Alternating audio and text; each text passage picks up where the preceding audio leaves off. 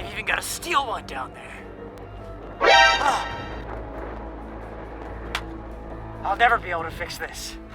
Looks like I gotta deal with it the old-fashioned way.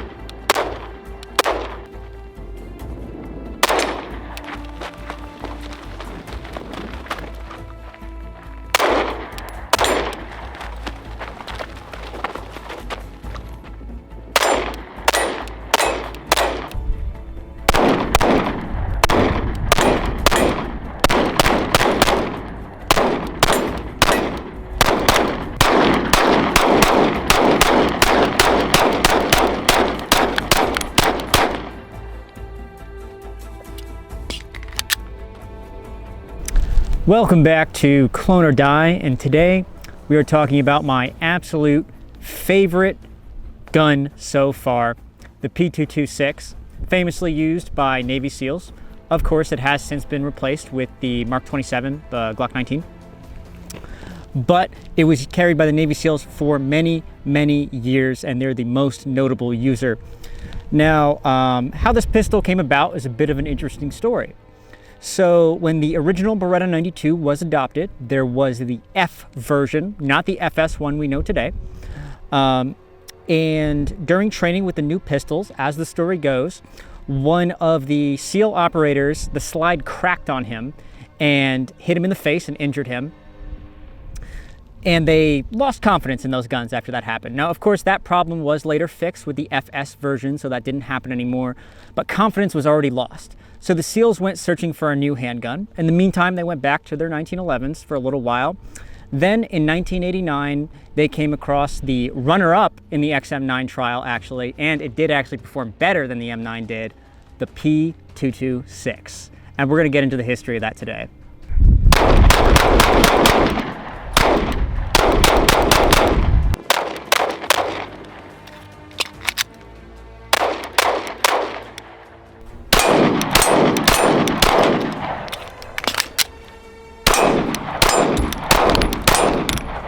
Now, in 1989, when the 226 was adopted by NSW, it would have looked like this.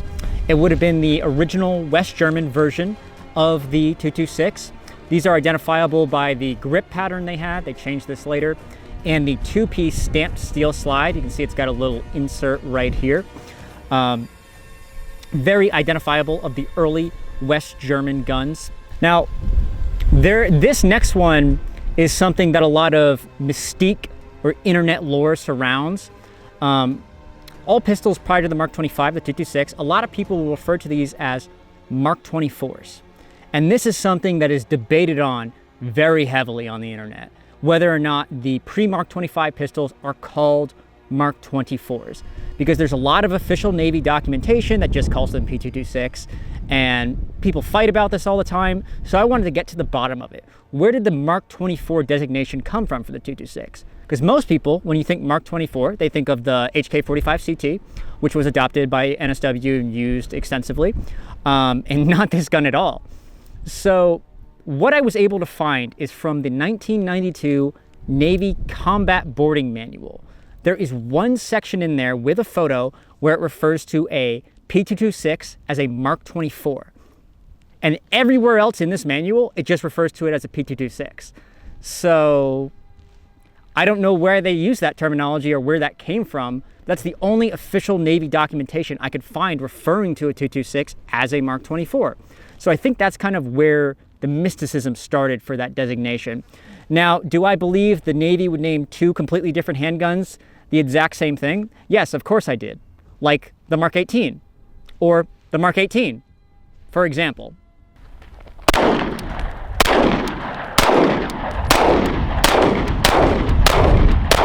So this is the first time this gun has ever actually been fired. And the reason I bought this, it's got 69 in the serial number.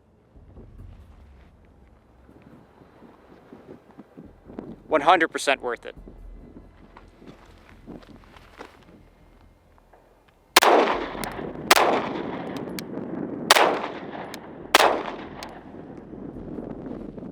great investment.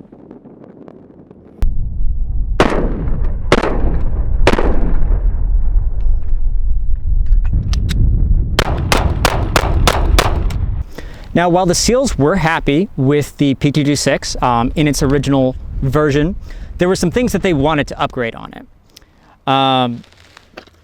And that would be mainly the slide. As I said before, this is a two-piece stamped slide, and it uses regular steel components. And obviously Navy SEALs are doing a lot of maritime water operations, so they wanted to come up with a solution that would keep the slides from rusting.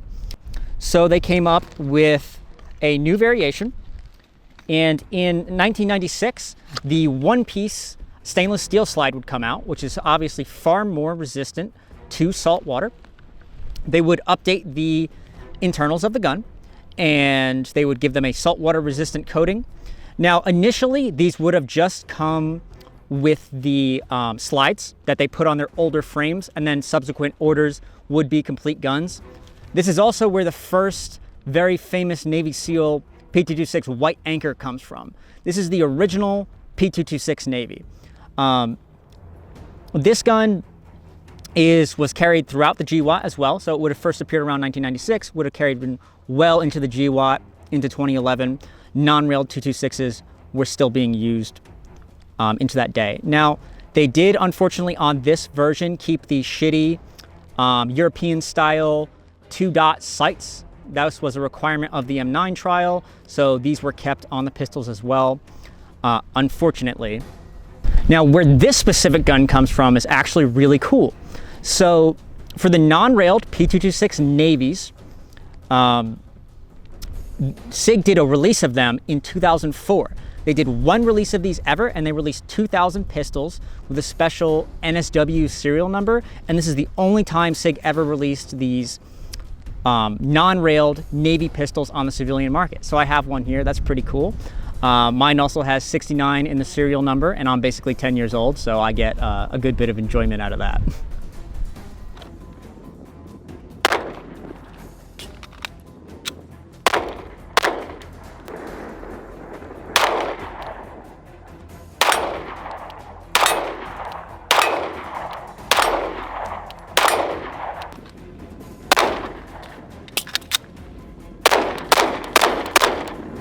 Now, these pistols would have been fine for the 90s, but going into the global war on terror, things were starting to change. Pistols were starting to get accessory rails, Glock being a notable, very early adopter of having rails on their pistols. There would be some stopgaps that would be explored and used by the Navy. So, for example, this is something that you would see used by a lot of SEALs in Ramadi. They would have these older P-series flashlights. Then they have a little plastic rail adapter so you can fit this pistol light onto your weapon. But this is really only like a stopgap solution. This is never really going to solve the issue of operators' needs changing and flashlight on your pistol becoming more important. So I don't have a solid year on this gun, but as a solution to this is SIG had come out with rail pistols, and the Navy wants one, and they want some other updates done as well. So they come out with a new pistol with the accessory rail on it. And this would originally be the proprietary, SIG calls it their SIG-TAC rail. I think that's kind of a bad name, but it has their proprietary rail system, which is compatible with Picatinny as well. And they would come out with these pistols sometime in the mid to late 2000s. I have no exact year on exactly when these came out. I can't find one. A couple updates would happen to the pistol as well. Now, gone are the shitty European 2-dot sights. Now we have 3-dot Trijicon night sights, which are far superior. Of note on this pistol as well, this pistol also has the short reach trigger shoe installed on it, not to be confused with the short reset trigger, because SIG named two different things that relate to the trigger, the SRT. I like this trigger quite a bit. It's meant to be a little bit shorter, a little bit easier to reach. I kind of like it a little bit better than the standard one. Not all of them came like this. Now, this pistol came with the box with the designation of NSWG. So that's what SIG would have called this run of guns at the time. The Navy would just refer to them as P226R, R standing for the railed version. And they would have come with and without the short reach trigger It just depends on what you got. I don't know if the Navy maybe changed that stipulation over time, but this is how it would have appeared until the Mark 25.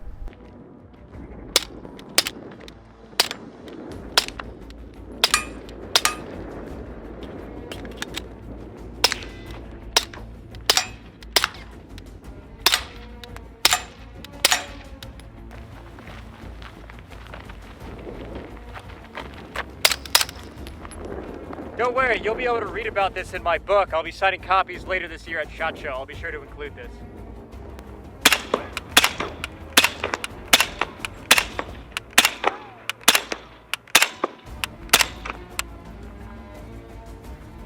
Now comes along 2011, and the Navy has non-rail 226s and rail 226s on the books, and they want to standardize. So what they cook up with SIG is the Mark 25. This is the pistol we know today as the 226 carried by the Navy SEALs. It's important that I note 226s in the Navy were not called Mark 25s until 2011. That's where that confusion on the Mark 24 designation comes from. Now they wanted to standardize with the 1913 spec Picatinny rail. So gone is the proprietary SIG tack rail. They do an updated saltwater coating for the internals of the gun, and they retain the SIG night sights instead of the Trijicon night sights, very similar. You'll also notice gone is the short reach trigger. Now we just have the standard trigger shoe.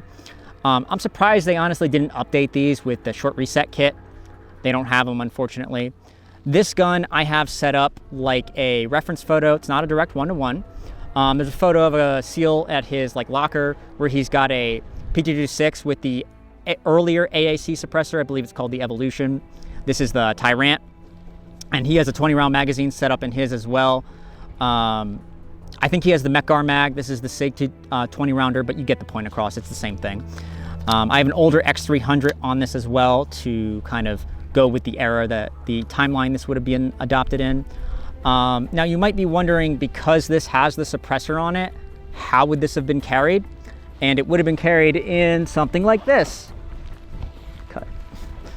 It would have been carried in something like this. This is the HK45 holster that came out for the Mark 24, and it has a hole in the bottom so you can simply carry it with the suppressor attached, or it has the pouch for the short version of the 45 caliber Tyrant. And that's how the Mark 25 would have been carried. Honestly, the majority of the time, while this is a threaded barrel version, and it's a factory one, it's even marked on the UID that it's a factory threaded barrel version, most 226s carried would not have had the threaded barrel, and they just would have been carried in any normal Safari Land. The Blackhawk Serpa, while a bad option, was very popular, and I understand why, because it's just something that goes on their belt that they're never going to pull out of the holster anyway. So for something like that, a Blackhawk Serpa is perfectly fine. Custom Kydex holsters, etc. There was a variety of options.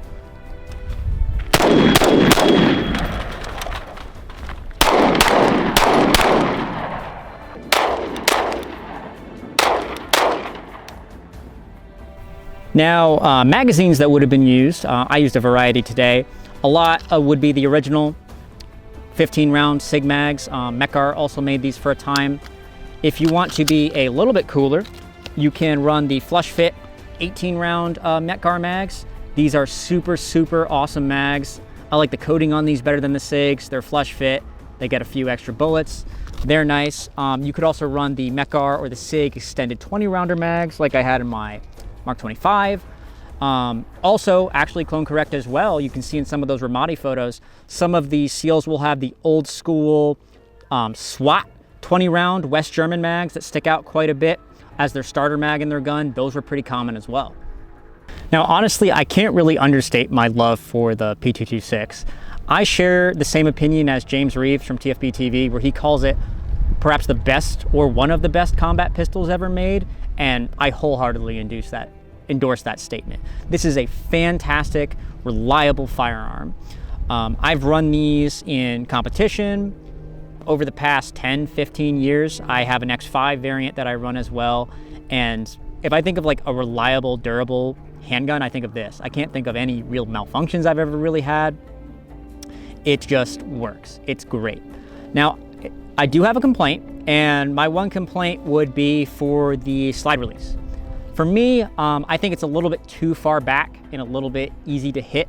I find often when I'm coming off shooting a lot of other pistols, like I'll shoot 1911s for a period or Glocks, whatever, I'll have a high grip and I'll have a tendency to hold down that slide release on this gun. That's really more of a training thing. But I have noticed it's something that I do, so I won't get my last round hold open. There are methods you can do to reduce the size of that or maybe curve it a little bit forward. There are some companies that make things like that, but I wanted to keep all the pistols in their factory original condition as they would have been issued in the Navy. Of course, operators would have changed grips and things like that, but I wanted to keep them as they would have come from the factory. So that's kind of like my one complaint downside on the 226 is I just don't like that slide release. Thank you for stopping by today and listening to my kind of autistic history lesson on NSW and their use of the P226. I really didn't see any content covering all 4 major variations they used in a really good way, so I wanted to make my video talking about this. Thanks again to Greg from Spartan 117 GW. He's filming for me again today. I really appreciate it. I wouldn't be able to do it without him. Definitely check him out if you have the chance. But for now, that was today on Clone or Die, and I gotta go shoot this SIG a little bit more.